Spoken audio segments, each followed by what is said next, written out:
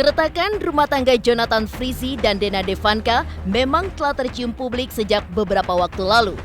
Diwarnai dengan isu perselingkuhan hingga KDRT, kini perseteruan rumah tangga Ijong dan Dena telah memasuki babak baru. Pasalnya, Kamis 16 September 2021 kemarin, sidang perdana perceraian Dena dan Ijong selesai digelar di Pengadilan Agama Jakarta Selatan. Diwakili oleh masing-masing kuasa hukum, keduanya pun kompak tidak menghadiri sidang perdana tersebut. Sementara itu, pada waktu dan tempat yang sama, sidang perdana perceraian Ririn Dwi Ariyanti dan Aldi Bragi juga digelar. Lantas, bagaimanakah suasana persidangan Ijong dan Dena serta Aldi dan Ririn? Sama-sama digugat cerai oleh pasangannya, benarkah ada hubungan istimewa antara Ijong dan Ririn yang menyebabkan rumah tangga mereka menjadi retak? Serta bagaimanakah pembelaan mereka atas isu kedekatan dan juga hubungan spesial tersebut?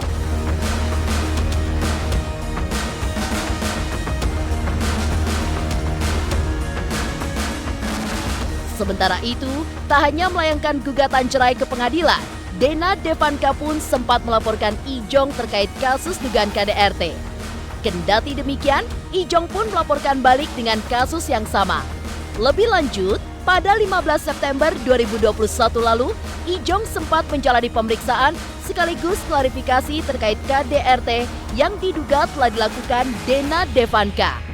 Lantas benarkah Ijong telah memiliki bukti-bukti kuat yang dapat memberatkan pihak Dena Devanka jika kasusnya dilanjutkan ke jalur hukum?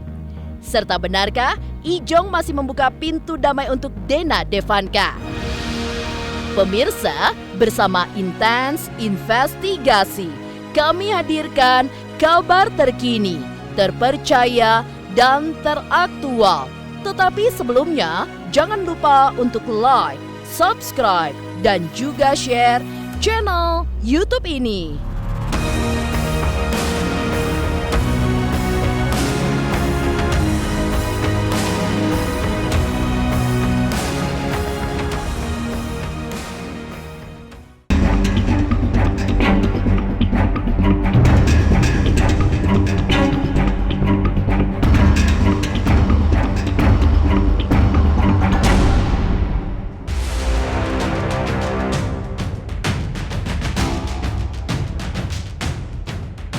Mempertahankan maligai rumah tangga memang bukan perkara yang mudah bagi setiap insan.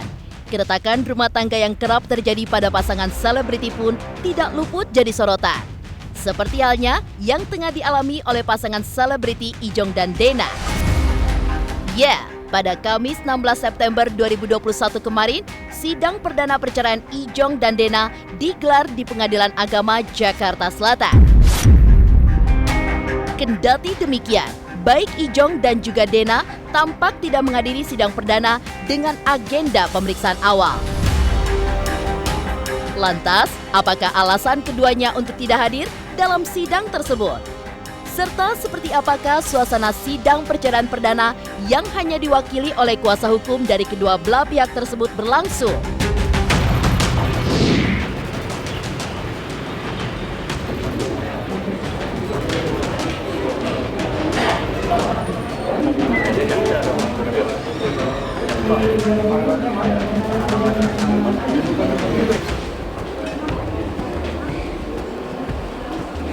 Boleh masuk dikit nggak sih?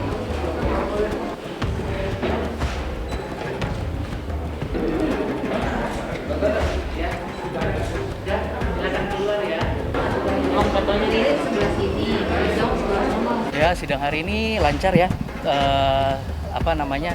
Gugatan kita sudah diperiksa oleh majelis dan selanjutnya nanti mungkin ada perkara mediasi minggu depan di tanggal 23 jam 10 pagi. Agendanya ini pemeriksaan dari gugatan, dari kami lawyer-lawyernya diperiksa di acara. Nanti di mediasi kami hadirkan karena berdasarkan Perma nomor 1 tahun 2016 tentang mediasi, para pihak wajib hadir mediasi. Hasil dari pemeriksaannya sudah diperiksa bahwa ya perkaranya siap untuk mulai proses selanjutnya, yaitu dimulai dari mediasi. Alasannya memang hanya pemeriksaan perkara ya. Jadi memang boleh hadir atau nggak hadirnya, kita juga mengusahakan semua yang paling baik. Kalau memang ada kemungkinan untuk rujuk, untuk apa, nggak ada kemungkinan. Makanya semoga di proses mediasi ini dapat ditemukan jalan keluar yang paling baik. Memang tadi di dalam perjalanan, Ijong bakalan datang. Tiba-tiba dia ETW, kita mendapatkan surat bahwa Ijong ada melakukan tindakan ke orang sakit. Bukannya Ijong tidak menghormati. Ya klien kami tetap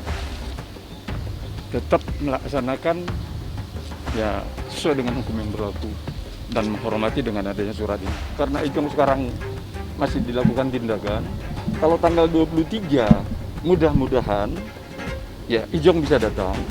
Tapi kalau tidak ya mohon majelis mengerti untuk hal itu. Nah, jadinya ya istilahnya bukan kami tidak mau menghormati untuk hal ini. Jadinya ya mohonlah majelis supaya bisa mengerti dan majelis juga menerima. Ya mudah-mudahan kita doakan beliau bisa kembali akur kembali atau rukun kembali. Masalah yang saya lihat, saya berbicara dengan Ijong, ya mudah-mudahan ini bisa dipertahankan.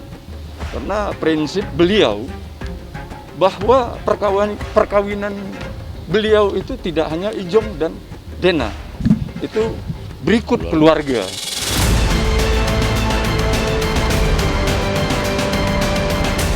Sementara itu, di waktu dan tempat yang bersamaan, sidang perceraian perdana antara Ririn Dwi Ariyanti dan Reynaldi Utomo Wahab alias Aldi Bragi juga digelar.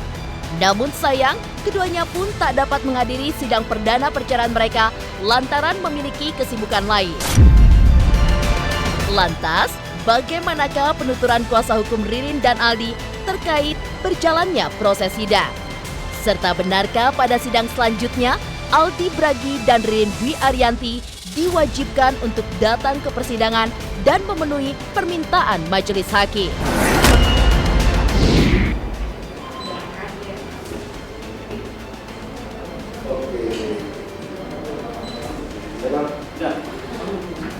Hari ini kita masih sidang awal ya, masih mengenai pemeriksaan identitas para pihak, kemudian juga dengan identitas para lawyernya ya. Ya itu saja baru, dan akan sidang kembali sekitar seminggu ya untuk mediasi. Ya. Harus datang dua-duanya. Prinsipal diminta untuk hadir. Ririn memang hari ini syuting ya, jadi tidak bisa. Untuk Rinaldi mungkin ditanyakan. Ya, untuk Mas Aldi juga dan berhalangan hadir karena ada agenda atau urusan yang lain.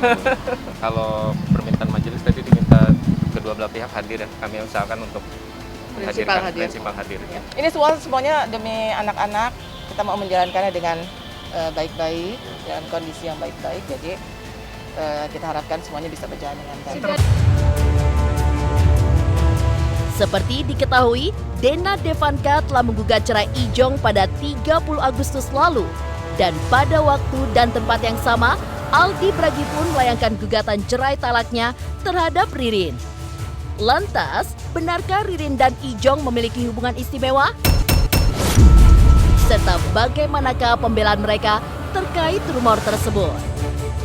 Pemirsa Intens Investigasi, jangan lupa untuk like, subscribe, dan juga share channel YouTube ini. Halo, saya Jiko Jericho. Saksikan terus Intens Investigasi yang tayang 3 kali sehari, Senin sampai Sabtu. Jangan lupa like, share, dan subscribe.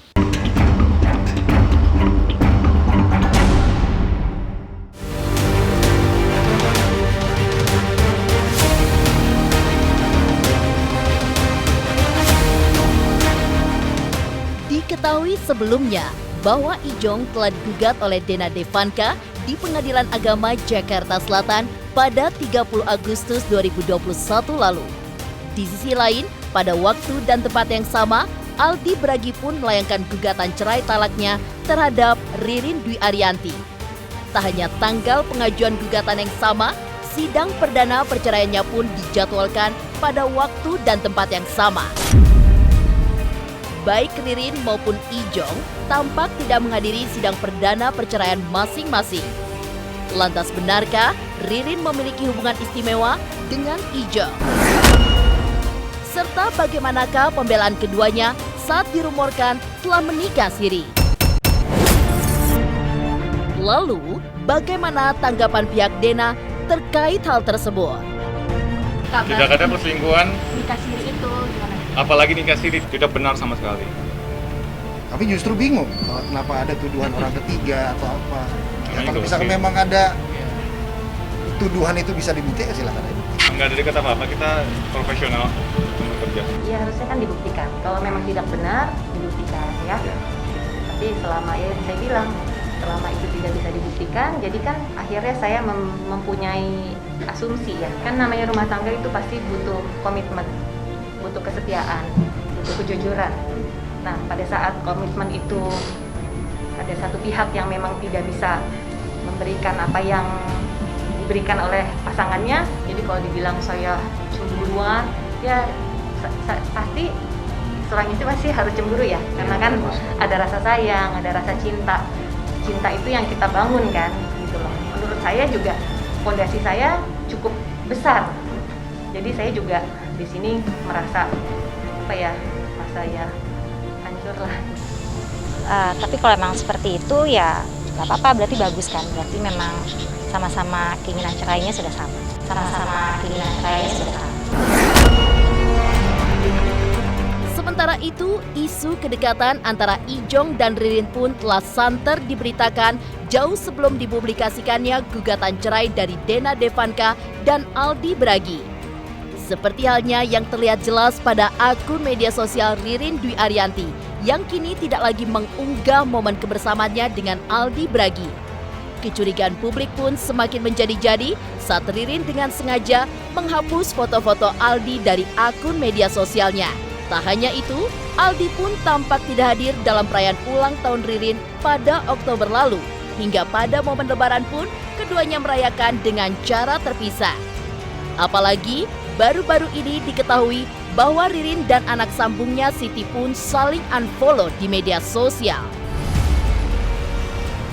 Kini hubungan rumah tangga Ririn dan Aldi yang sedari dulu terlihat harmonis berakhir dalam proses perceraian. Lantas benarkah gonjang-ganjing yang sama juga dialami rumah tangga Ijong dan Dena? Benarkah selama 2 tahun belakangan rumah tangga Ijong dan Dena diwarnai dengan perselisihan yang berujung cekcok berkepanjangan?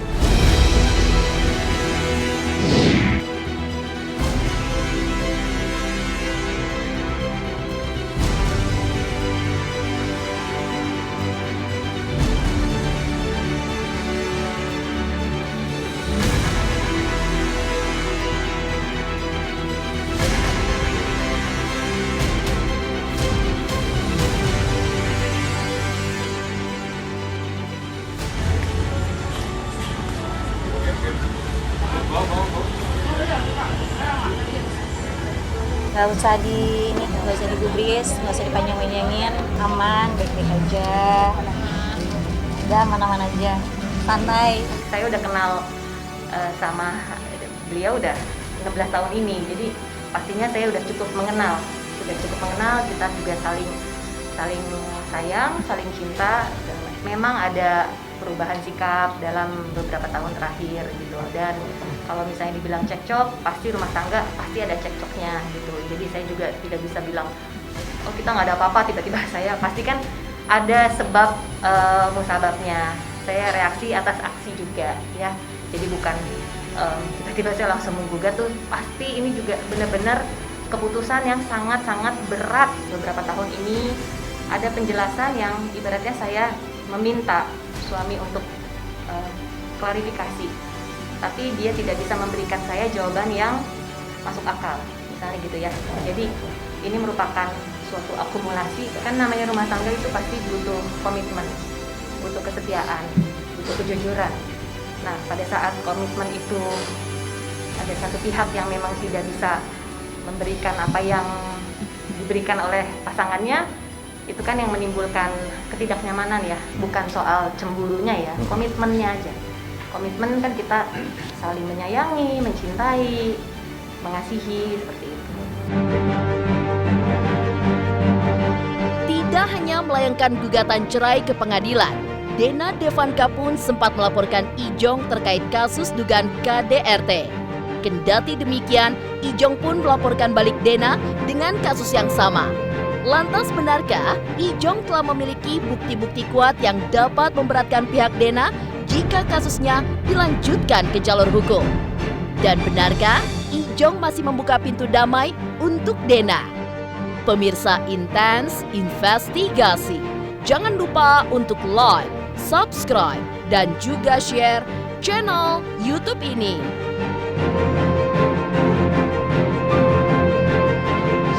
Halo, saya Reski Aditya. Saksikan Intens Senin sampai Sabtu 3 kali sehari. Thank you.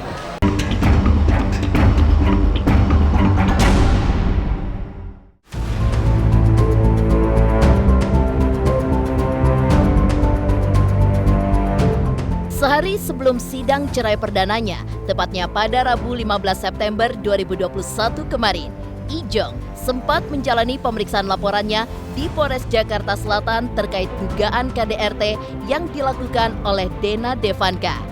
Dalam proses pemeriksaan tersebut, Ijong pun telah melengkapi bukti-bukti terkait tudingan KDRT yang ia layangkan pada Dena Devanka. Lantas, apa yang menyebabkan Ijong sampai hati melaporkan sang istri ke pihak yang berwajib? Benarkah hal tersebut lantaran Ijong ingin membantah tudingan KDRT yang sebelumnya dialamatkan padanya? Lantas, bagaimanakah tanggapan orang terdekat Ijong terkait hal tersebut? Jadi ini udah dalam proses panjang, saya udah toleransi yang luar biasa. Saya berikan kesempatan sama pasangan untuk bisa memperbaiki, untuk segala macam bermediasi gitu ya, untuk keutuhan rumah tangga kita, tapi ternyata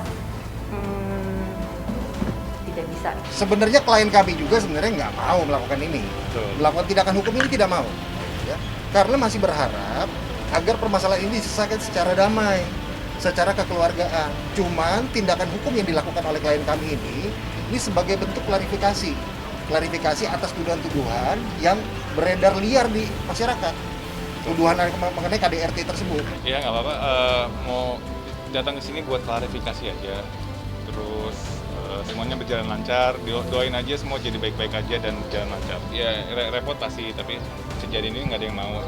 Paling kesini cuma buat konfirmasi, klarifikasi kalau tidak ada kekerasan. Diketahui, Dena Devanka melaporkan Ijong terkait kasus dugaan KDRT pada 21 Mei 2021. Kendati demikian, Dena mengaku tidak ingin melanjutkan laporan tersebut. Namun, 13 September 2021 lalu, Ijong dipanggil untuk diperiksa atas laporan Dena tersebut. Merasa dialah yang menjadi korban KDRT dalam rumah tangganya, sekaligus juga ingin memperbaiki nama baiknya, Ijong pun melaporkan balik Dena dengan dugaan kasus yang sama.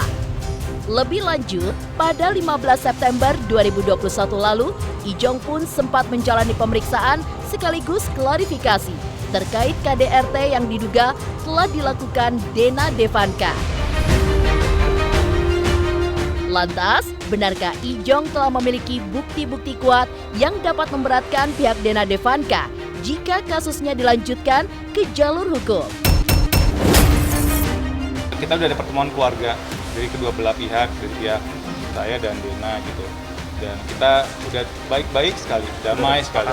Udah ada kesepakatan damai, mau menjalankan semuanya secara baik-baik gitu. Tapi ternyata dari pihak sananya yang melaporkan duluan, yang menggugat duluan. Jadi untuk yang KDRT itu memang apa ya, itu sebenarnya pengen kita lupakan ya. Gitu loh, kita memang fokusnya untuk kegugatan cerainya aja sih. Jadi pada intinya hari ini kita melengkapi bukti-bukti. Jadi masih banyak bukti yang kemarin kita cicil, sekarang udah full ya.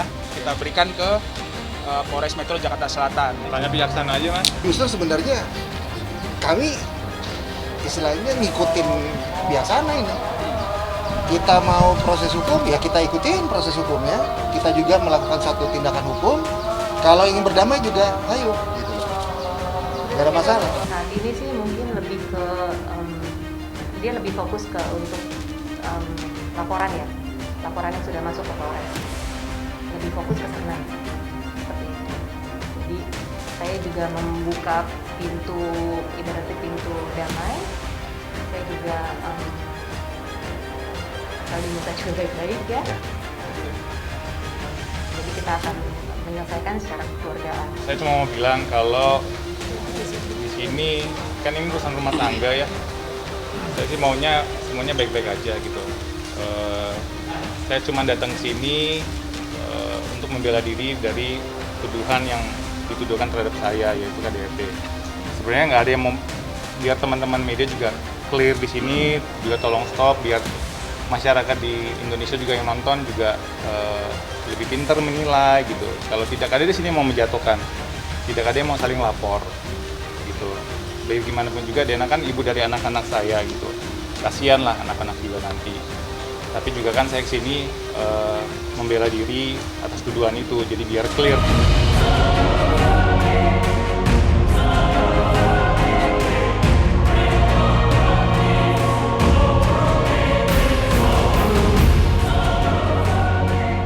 Demikian pemirsa, kabar terkini, terpercaya, dan teraktual yang kami hadirkan hari ini. Saksikan terus Intens Investigasi setiap hari Senin sampai dengan Sabtu yang tayang 3 kali sehari, yaitu pada pukul 11 siang, 3 sore, dan 7 malam, tentunya hanya di YouTube channel. Dan pastikan jangan lupa untuk like, subscribe, share, dan juga komen channel Intens Investigasi.